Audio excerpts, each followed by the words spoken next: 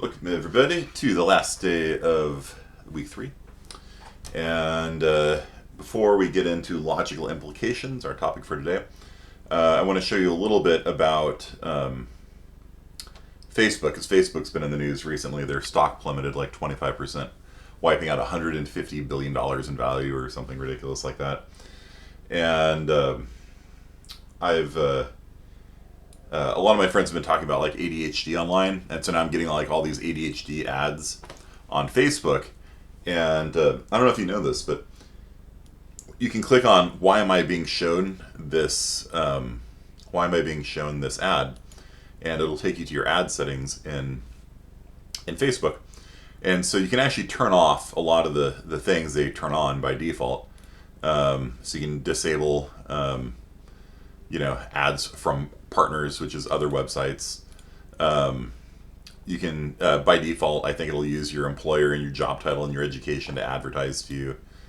I don't know what these things are at all, actually. Ads shown off Facebook. And see, here's the thing: like, I don't trust that they don't actually gather information off Facebook, because like I started Googling like new skis. My skis are 15 years old. And the next thing I know, I'm getting ads for skis on Facebook. And so despite, you can see here that I've disabled all of these categories, right? Like, don't collect data from my partners, right? On their websites, you know what I mean? It still changed my ad preferences on Facebook, despite having said nothing about skiing on Facebook. I think they're actually lying to us. That's my claim. I have only weak evidence to support that, but I think most people I know have. The stream's in? Ah, shoot. There we go. Alright, sorry about that. Meta, sorry. Yeah, the name is Meta. So, yeah, it's. But like most people I know that use Facebook have circumstances where they're like doing something, and then the next thing they know, like Facebook's advertising to them on their stream. So you can see here, I've got everything disabled. Doesn't change the number of ads you see. It controls how data is used. It controls whether you personalize ads on Instagram and Facebook based on data about your activity from our partners. If you turn it off, it'll be based on your activity on your accounts. Yeah, I had no activity on my accounts about skiing, and yet I started getting all these ads after having been searching around to see if I can find some new skis, which I couldn't, by the way, because there's a supply chain shortage. So it was really sad. I went to REI and they have like 2 ski bibs for sale and 1 pair of skis. Like it's pretty bad. But you can see I got all these things. I got all these things disabled, right? So who can see your social interactions? Nobody. Like all these things are disabled, right? I've turned off ads on alcohol, parenting, pets, social issues, elections, and politics. Advertisers I've seen most recently, I think maybe that was the people that did the ADHD stuff. I don't know what a plurality model kit even is. And so 50 Cent, I've seen ads. I don't recall seeing any ads from 50 Cent. But one thing that you can do is you can go to ad settings, categories used to reach you, interest categories, and then you can actually see which topics Facebook thinks you're interested in. It somehow thinks I'm interested in AFL-CIO. You can see skiing is right there at number 2, despite having never, in any time recently done anything about skiing. My friends aren't even talking about skiing. I haven't responded to comments on Facebook about skiing. Nonetheless, because I was Googling skiing, I think they're lying to us. That's my claim, the only weak circumstantial evidence, that they're harvesting data from their partners, even though they said they wouldn't, and came up with skiing as an interest. Lego, I have no idea why Lego. Basketball, oh, hell no. Pokemon, no. Lego, no. AFL-CIO, no. If you want to give me ads on skiing, I'll accept it. Ren Fair, okay, sure. Scale models, I don't, like, it's a mystery to me why they think I'm interested in this stuff, right? Discovery Channel, no. Discovery Channel's been garbage for like a long time now. Action films, newspapers, YouTube, UC Santa Cruz, Happiness, I mean, fair enough.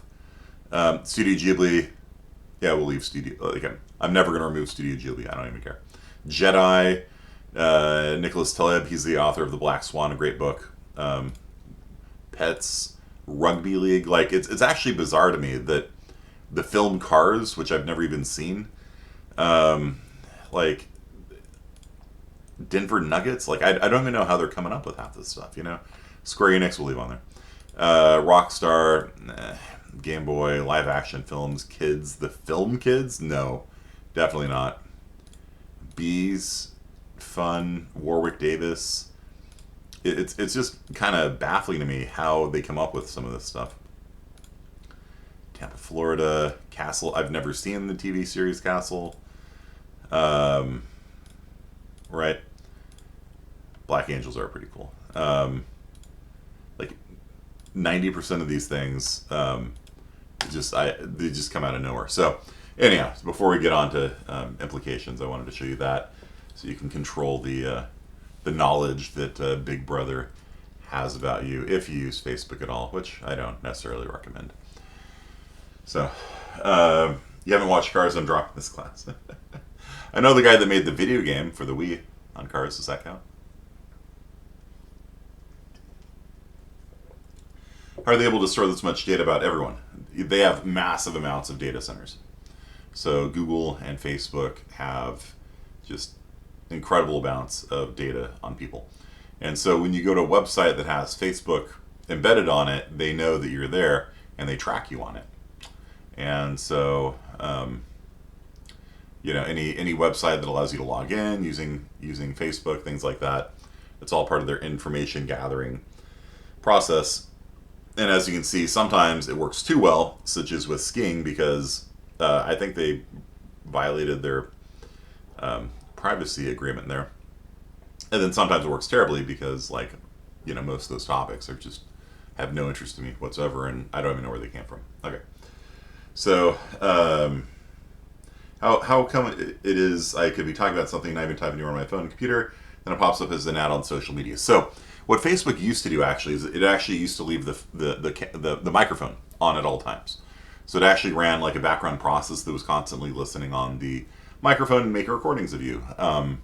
They say they don't do that anymore. You tell me if you believe them. I don't know.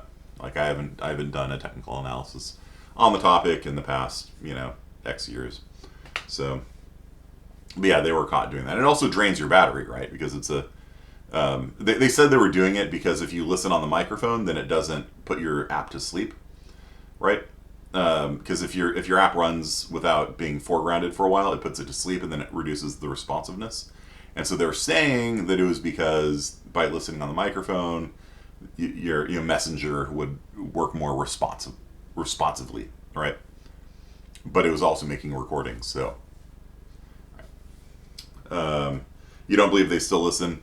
Yeah, I've had that happen to me too, right? Where I've talked about something and then literally the next time I open up Facebook, it's advertising for it despite no activity on social media or even on internet search pages. So who knows? They could. The thing is, like, sometimes their data science is so good that they can actually know things about you that you yourself don't know. There's a famous example of a woman at Target.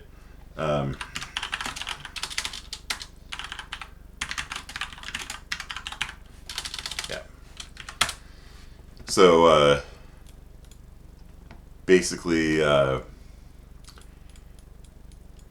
data science people were able to figure out who was pregnant, and they sent out ads to people for like baby formula and things like that. And a lot of people that got the ads didn't know they were pregnant, right? So there's like a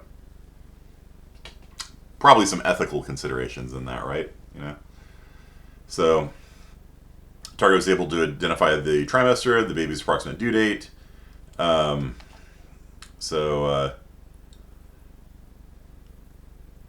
article cited an anonymous example of a father who walked into a store with baby-related coupons that were sent to his teenage daughter, demanded to talk to the manager. And then it turns out she was pregnant. So, yeah, there's there's some ethical considerations when it comes to data science, and that's one of the reasons why we have this class, by the way. Is in computer science, oftentimes we just wonder like they were saying there, it was a challenge. Like they put a challenge to their data science people. Can you figure out if somebody's, pregnant so that we can advertise to them? And they, in computer science as a field, as a general rule, we don't sit there and think about the ethical consequences of it. Like, should we do this?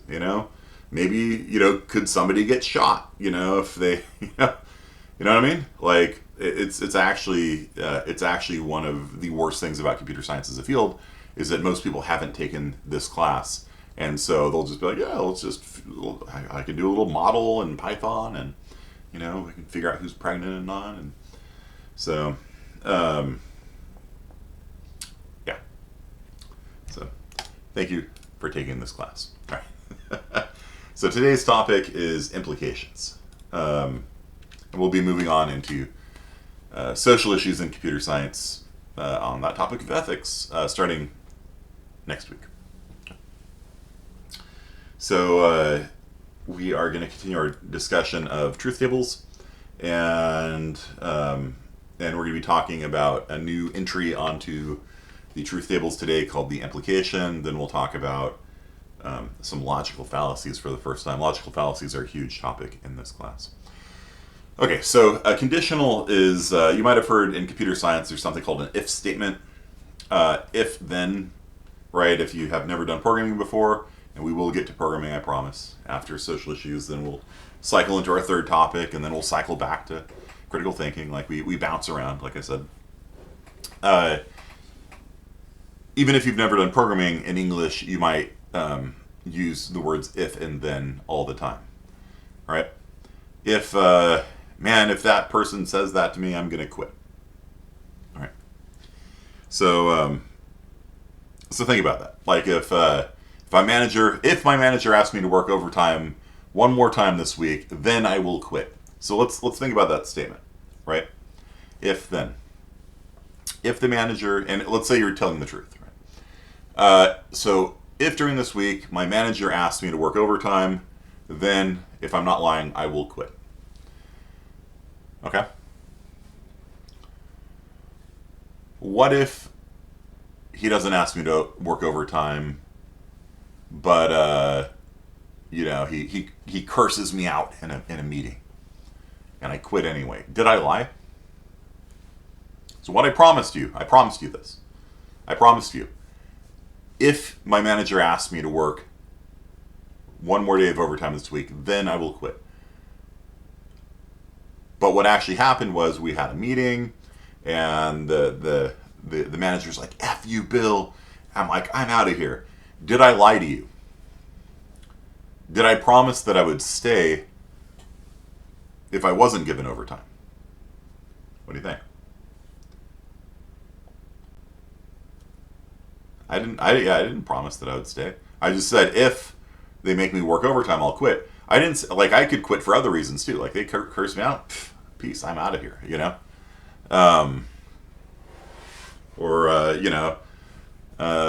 maybe you're working retail and somebody comes in and tries stealing $200 worth of board game products, and you try stopping them, and he eats you out through the door and breaks your wrist in two places, which is what just happened a couple days ago, the crazy squirrel. Jennifer Ward, who's kind of an acquaintance of mine, I like her a lot. She got attacked by a guy who was shoplifting. There's a lot of reasons why we could quit. That would just be one of them. Okay, so keep that in mind. When you have an if statement, it doesn't go both ways, right? If you say, if I'm forced to work overtime, then I'll quit. That does not mean that I won't quit if I'm not given overtime. You understand? There's perhaps multiple reasons why I'd quit. Okay? You guys all understand? There might be multiple reasons why you might drop this class. Professor goes on too many rants about poop maps in San Francisco, and right? Like you can have multiple reasons for dropping a class. You can have multiple reasons for quitting. If I tell you if I work overtime, I'll quit. That doesn't mean that I'll stay if I don't get overtime. You guys all with me on this? It's like a trigger. Like, does it trigger? Okay, then I quit. So, this is how we program computers, right? If a zombie walks in front of me, shoot it. If I'm programming like a sentry gun in a video game. Right? It's a conditional. And an implication. Logical implication. If a ghost walks in front of me, shoot it. If Bill walks in front of me, don't shoot. Right? So you can have multiple if statements all set up, and some of them might have the same outcome. If I get cursed out, I quit. If I get forced to work overtime, I quit. If my manager walks in wearing a green shirt and he claims it's purple, I quit. You know, there could be multiple if statements that have the same outcome. All right.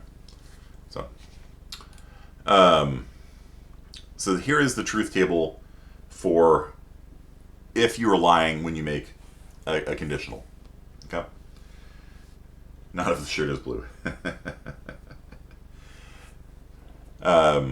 Navy, indigo. Here's the truth table for the conditional. Okay, so my philosophy professor, by the way, didn't think colors existed. So take that as you will. He thought that he had a blind friend who could touch shirts and tell what color they were. So he thought that colors were like a texture, like like blue feels smoother than green or something. I don't know. I'm not sure I believed him. So let's figure out when I'm lying. Okay. So if I say, if he makes me work overtime one more time this week, then I quit. What is the only circumstance in which that claim of mine, that implication, would be a lie?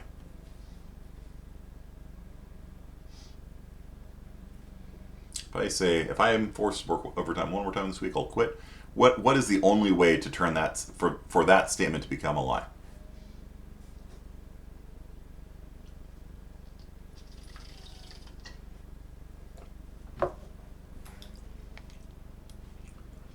If you work overtime and you don't quit. Exactly. So if I do work overtime and I don't quit, hey, what happened? I thought you said that if you worked overtime one more time, you'd quit. Yeah, sorry, I was lying.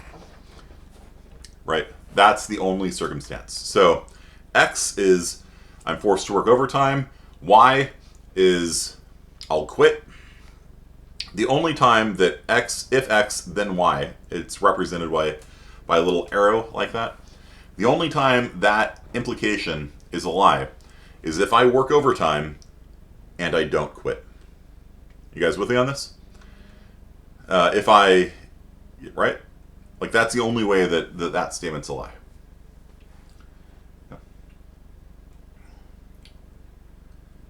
Daisy, me, lol. What do you mean? You work overtime and don't quit? Yeah, fair enough. I work a lot of overtime actually. I teach 63 semester units a year.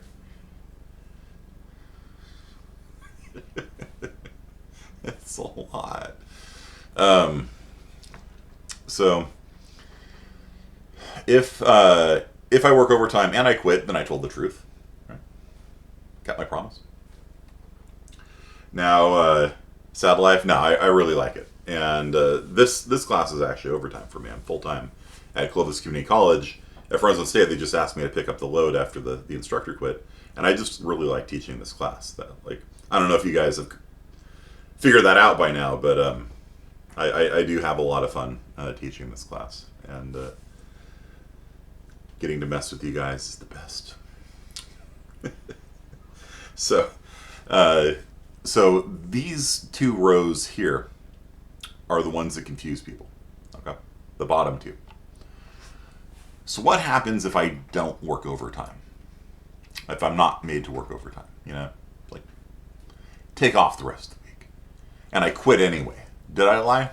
No, right? Because I didn't say anything about what would happen if I don't work overtime. You know what I mean? Or maybe he cusses me out and I quit. He can't say, "Oh, you lied." No, I never said anything about what would happen if I didn't work overtime. I just said if I work overtime, then I quit. There could be multiple reasons for me to quit.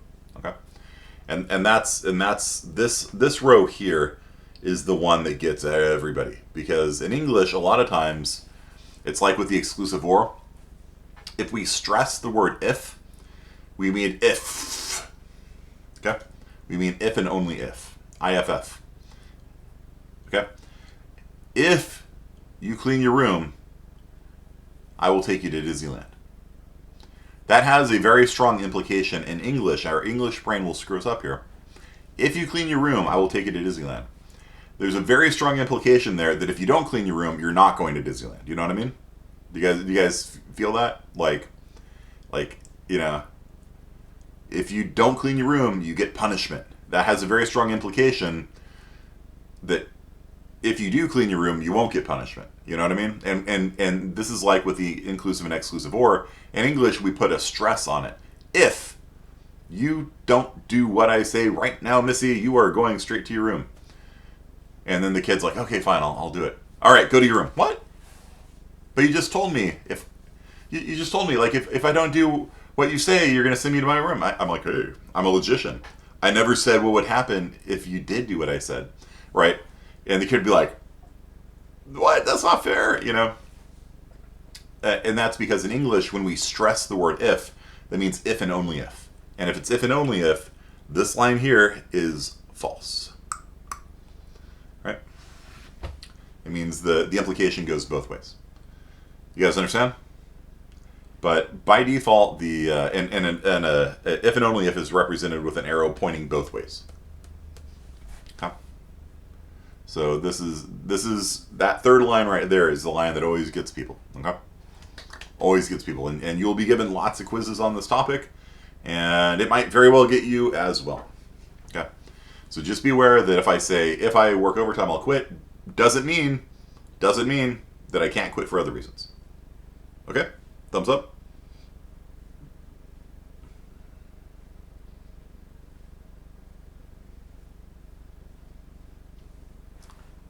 Okay. You say that now. See how you do on the quiz. All right. Speaking of which, let's see how you did on the last quiz. Do I have my cell phone on me? I do not. No. We'll do it next time then. Okay. All right. So here we go. If the Bulldogs beat UCLA, I will be happy. Premise 2, the Bulldogs beat UCLA. Conclusion, I am happy. Is this, this was like, what, last semester, I think? Did the Bulldogs beat UCLA? You know, remember? The football team? You guys are all proud Fresno State students, right? They did.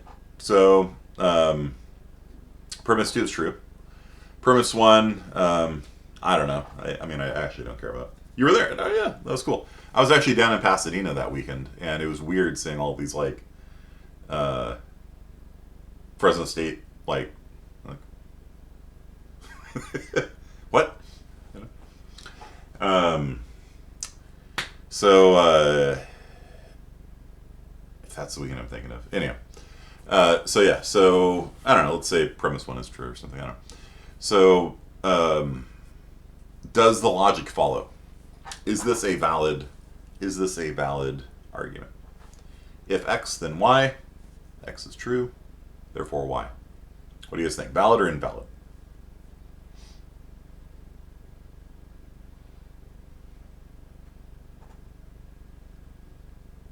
Okay, so question 1, right? The first question is always, does the logic work? And it does. If X, then Y. X is true, therefore Y is true. Cool. Second question, is it sound? And let's say I'm not lying about premise 1. You guys have agreed that premise 2 was true, that Bulldogs did beat UCLA, and therefore this is a sound, valid and sound argument. Okay? Make sense? So I've had a lot of questions like, okay, what does it actually mean for the logic to work? This is one of the examples of a valid form of argument. Okay. Now, let's look at a fallacious and invalid version of it. And it looks very similar. So think about what I just said earlier, right? I could quit for reasons other than, being called in to work overtime. So, premise 1, if the Bulldogs beat UCLA, I will be happy. If X, then Y. Premise 2, I am happy. Which is true, by the way. Pretty happy person. And then conclusion, the Bulldogs beat UCLA. What do you guys think? Valid, invalid, or sound?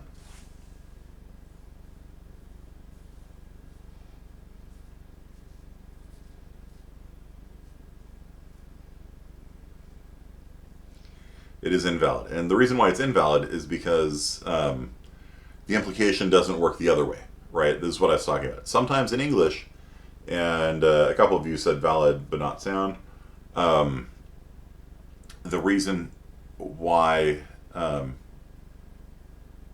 that's interesting, though. Like, in order for you to say it's valid but not sound, you'd have to say I'm not happy. That's wrong. I actually am happy. So,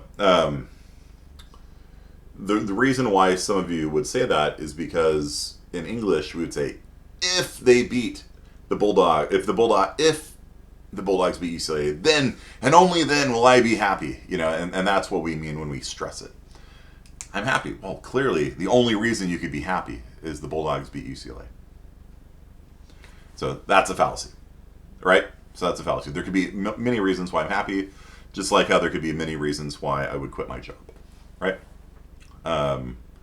Maybe the school burns down, maybe,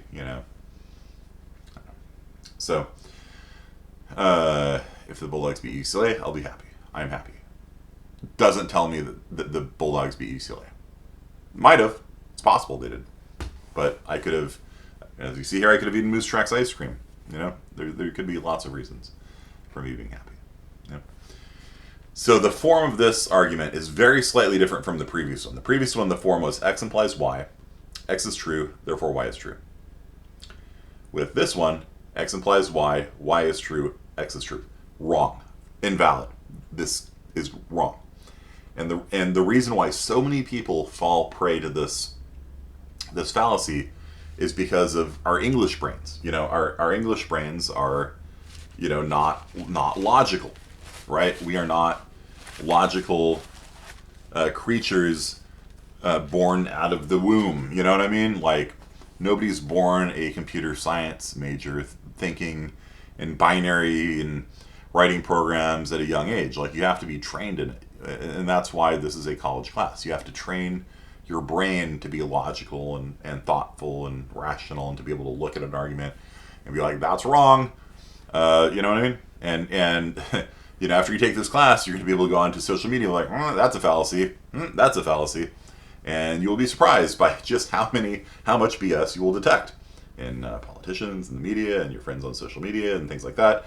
Perhaps it makes life less enjoyable. I don't know. But I feel like it's actually a lot more rewarding when you can kind of cut through the nonsense and figure out what's true and what's false. Because like I said before, the whole point of this class is we want to believe true things and we want to not believe false things. And it's not about being skeptical, again, because not believing true things is just as bad, I think.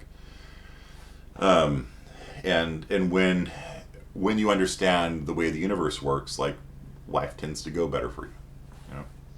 It tends to help you live the good life, as philosophers used to talk about. They said philosophy is the investigation of the good life, like what is the good life and what it takes to live the good life. And to me, a lot of it is just like critical thinking, like being able to figure out how the world works and go with it. And only opposing it when it's something you deliberately want to oppose. Like, hey, that's an injustice, I want to oppose it. Okay, rather than, just being that person who always drives on the wrong side of the street and is constantly baffled why everybody's coming at him, and why he keeps getting into accidents. I don't know, the world just sucks. And it's like, well, you're driving on the wrong side of the street, So, okay, so here's another valid argument. If it rains, I'll take my umbrella to school. Premise 2, I didn't take my umbrella to school. I should probably edit that to make the formal line up exactly here. I will take my umbrella to school. I didn't take my umbrella to school. There, the formal line up a little bit better. Like, if it rains, I'll take my umbrella to school. I didn't take my umbrella to school, therefore it's not raining. This is valid. Okay? So the allegory of the cave, yeah. It's better to, see through the illusions, rather than staring at the shadowy illusions on the wall. Like, go out into the real world and see what the real world's actually like. Yeah, that kind of stuff.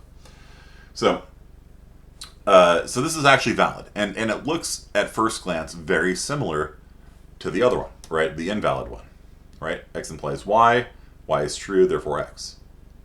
But it's different. Y and a not Y. And the reason why this works, okay, check it out.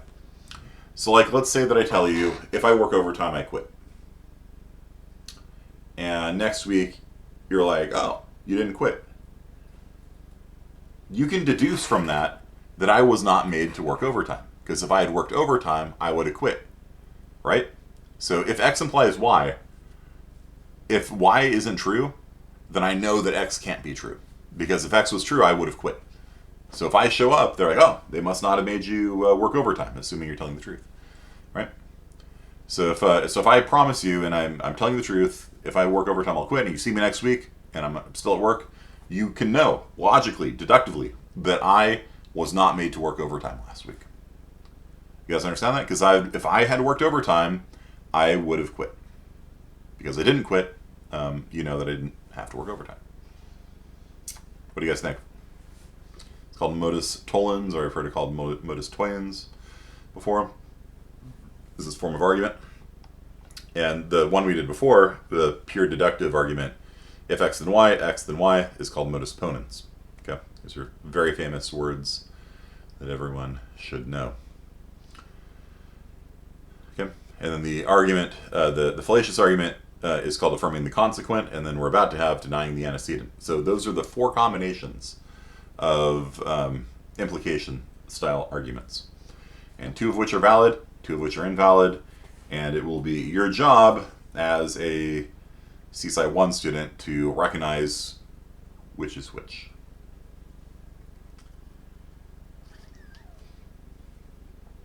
You'll have quizzes on this, and on the midterms, and the final. Okay, it's that important. So, with implications, there's only four possibilities. Okay. Four types of arguments. Two of which are valid, two of which are invalid. So, if X then Y, not X, not Y.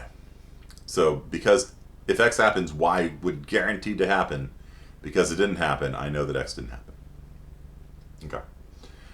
So here's the fallacious version of that. If it rains, I'll take my umbrella to school. Premise 2, it's not raining. Conclusion, I did not take my umbrella to school. At school. To school. This is a fallacy. If I say if I have to work overtime, I'll quit, and then you hear from me, oh, Kearney quit. Well, you must have been made to work overtime. Not necessarily, because remember, you can quit for multiple reasons, right? I could have been cussed out at a division meeting, right? Could have gotten a low job evaluation performance. I could have, maybe the school burned down. You know what I mean? Like, there's a lot of reasons why you could quit. So if all you hear is that, like, he quit, like, you can't deduce that he was made to work overtime. Maybe he did, you know? Maybe Kearney was made to work overtime. But you can't deduce that logically. Okay? And the key big thing to all of these is that if X implies Y, you can also have other things imply Y also, right? All of these implications are not if. They're not if and only if. All these things are like if X, then Y. Your sentry gun could fire, if you see a zombie, then shoot. If you see Mason, then shoot. If you see a ghost, then shoot. Like, there could be multiple reasons why the sentry gun shoots. You can't say, well, because the gun shot, we know that there was a zombie. Right? That's this fallacy right here.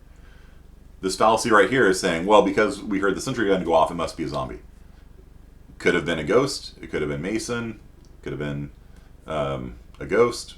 Right? Mason was the, not like a Freemason, but he was the first president of the ACM, and he pops in here from time to time. Not here right now, though. Okay.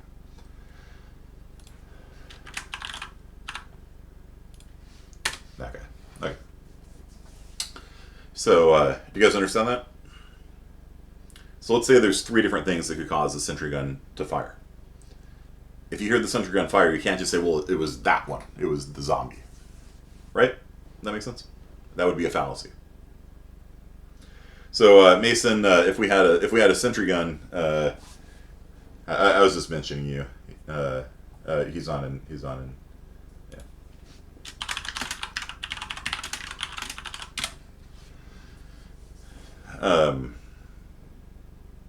Yeah. Now he joined in. Yeah. So I was just saying, Mason, that if we have a sentry gun that might fire if we see a zombie, we have a sentry gun that fires if we see a ghost. We have a sentry gun that fires if we see Mason. It's on the slide, in fact. There we go, Mason Twanta. It's programmed to fire for a zombie, a ghost, and Mason, but not for me. If you hear that the sentry, you're in the next room, you hear the sentry gun start firing, you can't go like, oh, that must be Mason trying to walk in, because it could have been a zombie, it could have been a ghost, it could have been Mason. You can't know for sure which one of those options it is. Okay, so Mason's a very cool guy. If you want advice about life, you should ask him. He is wise and noble beyond his years.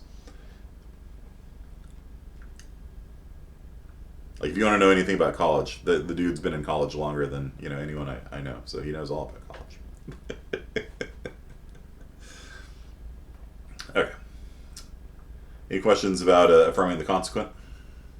2 more years of grad school happens. Yeah, he's going to be moving to Switzerland, maybe, which is pretty cool. Pretty cool. For like, what is it like? Business, computer science, something like that. University of St. Gallen. Very, very prestigious university in Switzerland.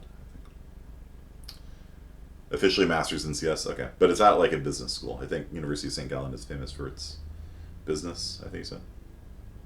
Okay, so students, do you have any questions about this? Because you're going to be quizzed on it. So it is a business school. Okay. Yeah, Switzerland's beautiful. If none of you people, like, if you've never been to Switzerland, like, Switzerland is pretty awesome.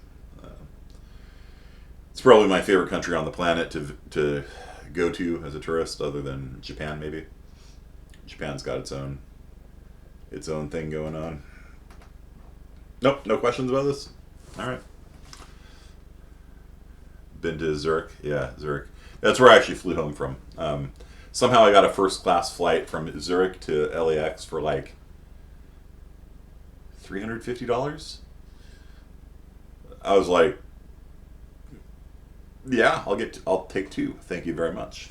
Yeah, I don't even think that covers the gas, let alone the. And the airline did go out of business about a month later, so kind of makes sense. So affirming the consequent is denying the antecedent always invalid. Yes, denying the antecedent is always invalid. This form is always invalid. Okay, it's only valid if it's if and only if. If it's if and only if, then this would work, and this one would work too. If it's if and only if, and that's why these fallacies are so pernicious, and why you'll see them on social media and the media and politics, because to our English brain, the word if oftentimes means if and only if, right? Tucker Carlson. If vaccines don't work, then why do we have to take them? Right? Technically, a true statement, right? Like, technically, if they don't work, then we shouldn't have to take them. But because our English brains, we read it the other way. We have to take them despite them not working, right? And that's that level of equivocation and, like if he was called to trial on this, like, he'd be like, I didn't say they don't work. I said if they don't work, then, we shouldn't have to take them, right? I didn't say they don't work. I said if, But the way that our English brains work is, we read it both ways, right? It was a Swiss airline. No, it was Thomas Cook Airlines, which was a famous English travel company that went out of business about a month after my flight. And the airline going out went out of business also, which was an Icelandic airline. Went out of business. So I had to rebook my whole family's flights to Europe, kind of a couple months before we went. Fortunately, we got our money back. A lot of people didn't. Okay, so yeah, so when you do programming, all of the intelligence in a program comes from if statements, from conditionals. So this is a very important concept in computer science. If you're making a sprinkler that sprays water at birds that are trying to eat your lawn, if a bad bird walks in front of the sensor, then turn on the hose. If a good bird walks in front of the sensor, then turn off the hose. If a cat walks in front of the sensor, turn it on. Human walks in front, turn it off. Right? And if they're both off, then rotate. So you can this is how you program computers. Like, all of the brains of a computer are located in conditionals. That's where all of the intelligence is. If you've ever heard about AI is nothing but if statements, right? When it comes down to it. Okay. Yeah, so this is an automatic sprinkler that will spray birds that come into your backyard to eat your grass and poop everywhere. Okay, so yeah, truth tables. We kind of went over that last time. The truth table for an implication, again, it's true in all cases except when I'm forced to work overtime and I don't quit. That's the only time I lied to you. If I don't get forced to work overtime, it doesn't matter what I do. I can quit. I could stay. I didn't lie to you because I didn't say anything about what would happen if I don't work overtime. I just said if I work overtime, I quit. And so if I don't have to work overtime, I could quit, not quit. Either way, I didn't lie to you. All right. So, yeah. So that's I think a good stopping point for today. Falsifiability is a topic in and of its own right. Y'all have any questions for me? I think it was called Wow Airlines. Something like that.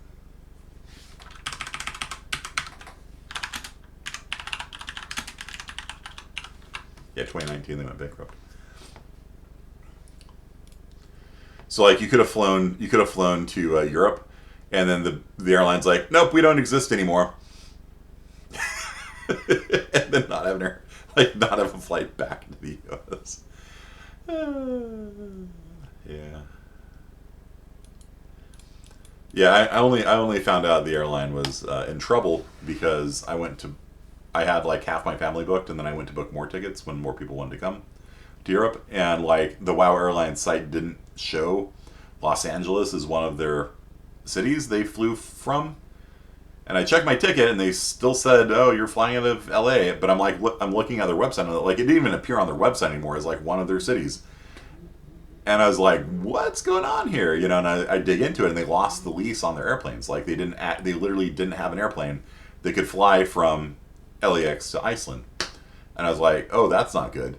And so I canceled the tickets like several months before they went bankrupt. Because I'm like, that's not going to happen. If they don't have an airplane now, they're probably not going to have one in 3 months. And so I canceled it, got my money back right before they went bankrupt, and went, nope, we don't have any money. Sorry, sucks to be you. So it wasn't based out of Iceland. Yeah, and that's actually one of the reasons why I wanted to fly on it, besides the fact it was cheap. I was going to do like a 1-day layover in Iceland, and so you can land in Reykjavik and like be like, oh, it's Iceland, just like get a little mini Iceland vacation. Like I was actually really excited for that. And that's one of the reasons why I think they were subsidized by the Icelandic government, was because it was bringing people into Iceland. And I was actually kind of sad. Like after they went out of business, I tried to see if I could, manage the same kind of layover, and it would have been way too expensive. I ended up flying Thomas Cook Airlines first class, $350.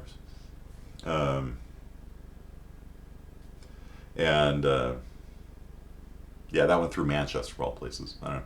Zurich to Manchester to LAX for $350 first class. Yeah, I'll take that. Okay, so you will be given your next Zybooks today. It'll be continuing this logic stuff. Remember all of the bonus problems on Zybooks. It'll have kind of like handwritten questions, which to me defeats the purpose of it, because I don't Zybook. Jeez. Zybooks.com, because I don't want to get handwritten homework. the whole point of Zybooks is to not do that, right? So we'll be doing compound propositions next, and or not, and do the stuff. And what I'm talking about is right here at the bottom, they have these like, exercises and things like that. Oh, I turned them all off. Ah, good. So never mind. You don't know what I'm talking about. Yeah, I disabled these because if I turned them on, like it is extra, like I don't know if you guys want to see it, so you can get extra practice in on these things. But whenever I leave them on, like students message me like, do I have to do this extra, 30 questions or whatever it is? And like I'll have students do it by hand thinking it's required, and then they scan it and send it to me. I'm like, I don't want to read this or grade it, so if anyone really wants to do extra work, let me know. But yeah, I do have it disabled now this semester. Okay, so just do a truth table, get some practice doing truth tables. This is what the questions look like on the midterms and finals. So get some practice in on that. If you're weak on truth tables, you need to not be weak on truth tables, especially if you're going to become a computer science major. So we'll do conditionals as well. So you're going to have two sections on Zybooks due next Friday. And oh right, I want to talk about peer review as well. I don't have my cell phone with me, so I can't log in. Basically, what you're going to do is you're going to go on to Canvas, and let me just pull up a random other class. And I don't have the discussions. There we go, discussions. And what you do is in the top right corner, there's going to be a place where it says "See My Peer Reviews." So it's going to be under the hamburger menu. And for a form that has peer reviews on, you click on that and you see select my peer reviews. And when you do that, it'll show you the two students. I might give three, just so in case one of the people didn't do it, right? You can still do two peer reviews, but you only have to do two no matter what. So that's where it's located. You guys understand? And I've heard some people like on mobile, like some people only use cell phones and tablets. I don't know if that appears on mobile or tablet. I think you might have to go to like a desktop to get your peer reviews because it's in this little drop-down menu here that may or may not appear on a mobile view. Okay. You guys understand? You're assigned 3. You only have to do 2. That's correct. I gave out 3 because and thank you for letting me know that it did take place automatically. Canvas sometimes doesn't do it automatically, despite saying it does. Yeah, I gave out 3 because sometimes people don't do the essay, or like they just write back, "Sorry, bro," and you can't really do a peer review on that, right? Like it's not fair to the peer reviewer. So I gave out 3 so that in case somebody, kind of potatoes, you can still have 2 good ones. So you only have to do 2 of the 3. Pick any of the 2 you want. If you want to do all 3, knock yourself out. It's not worth any extra credit or anything, but peer reviews are kind of fun. Remember the sandwich model, the hamburger model, whatever you want to call it. Positive criticism, then disagree on some point. You can always find something to disagree with, like disagree with a premise, disagree with the logic, find a source that doesn't say what they said it said, and then finish with something positive. And the key thing here, by the way, sometimes the sandwich model doesn't work because people are very facetious with the positive criticism. Like they'll say like, "Oh, I thought you did a fantastic job," and then they enumerate 100 things they did wrong. And in conclusion, you did great. And then people are like, like it doesn't work. Like when you make a positive comment, you need to find something that you genuinely liked about their response, right? Don't lie about it. A lot of times people can tell when you lie about it. And everyone's response is something that's praiseworthy, right? So, backhanded compliment, yeah. Is there an amount of feedback that's required? About a paragraph. Yeah. About a paragraph. It's not a full essay in and of itself. But remember, positive, negative, positive. It's like a P&P juncture and a semiconductor for you electrical engineering nerds out there. Okay, so that is that. Peer reviews are due beginning of class next Friday. Then everything gets graded. Zybooks are due next Friday. That's it. Have a great weekend, and I'll see you all on Monday.